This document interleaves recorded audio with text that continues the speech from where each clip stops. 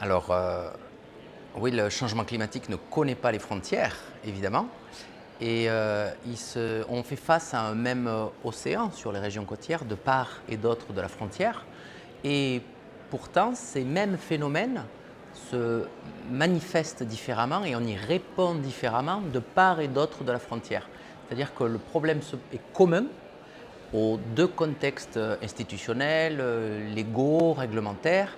Et sur chaque territoire, on va développer des questions qui sont propres aux conditions de gestion, aux capacités de gestion, à la législation. Donc ce n'est pas tant le phénomène du changement climatique qui va interroger sur la frontière que les différents contextes à partir desquels on va répondre à ce changement climatique. C'est ça un des gros défis. Alors pour faire face au changement climatique dans une région transfrontalière, il y a tout cet enjeu des différents contextes institutionnels. On n'a à nouveau pas les mêmes législations, on n'a pas les mêmes moyens, on n'a pas les mêmes institutions. Et je dirais qu'il y a deux configurations particulières. D'une part, il y a la gestion de l'urgence, l'alerte, les secours. Et là, en termes de secours, on a des opérations de mutualisation des services, d'opérations conjointes. Mais plus largement et au-delà, il y a la question de la prévention, de l'anticipation, de la vision commune de la région transfrontalière. Et ça, c'est vraiment la feuille qui reste un peu en blanc et qu'il faut penser ensemble pour envisager ensemble le changement climatique dans une région qui est quand même assez intégrée en termes fonctionnels.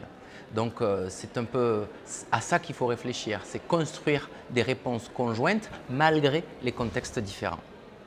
Alors les changements qui s'en viennent, on a du mal à les avoir avec précision, mais on sait déjà beaucoup de choses.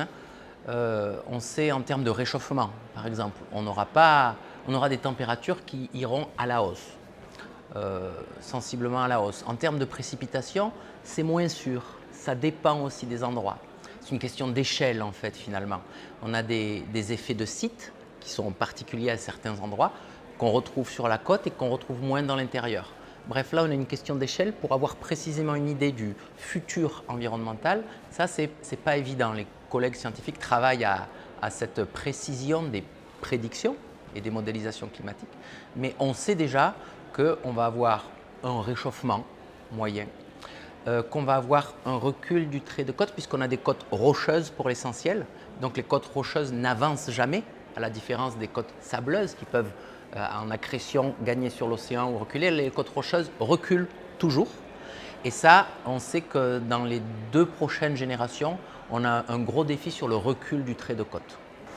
Alors, en termes très spécifiques sur les risques côtiers, on a un premier défi lié à l'érosion côtière, à l'érosion des falaises, des côtes rocheuses, donc le recul du trait de côte.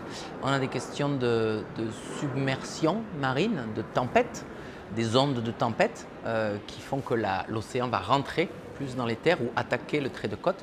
Puis aussi, on a des combinaisons liées aux inondations fluviales en conditions de marée haute, voire de tempête, qui fait qu'on a des accumulations d'eau un peu vers l'intérieur et pas seulement sur le trait de côte, qui aussi est un gros problème. Ça, c'est pour l'essentiel sur les risques côtiers. Et on a aussi lié à l'usage des régions côtières, l'usage intensif touristique, une forte fréquentation parfois de ces régions côtières et donc des problèmes en termes de ressources en eau. On a des aquifères qui sont un peu éprouvés par le changement climatique et à qui on demande beaucoup en termes de ressources en eau. Et là aussi, c'est un aspect peut-être un peu moins évident du risque côtier, mais qui allie changement climatique et activité touristique et qui pose déjà un problème en termes de gestion de l'environnement.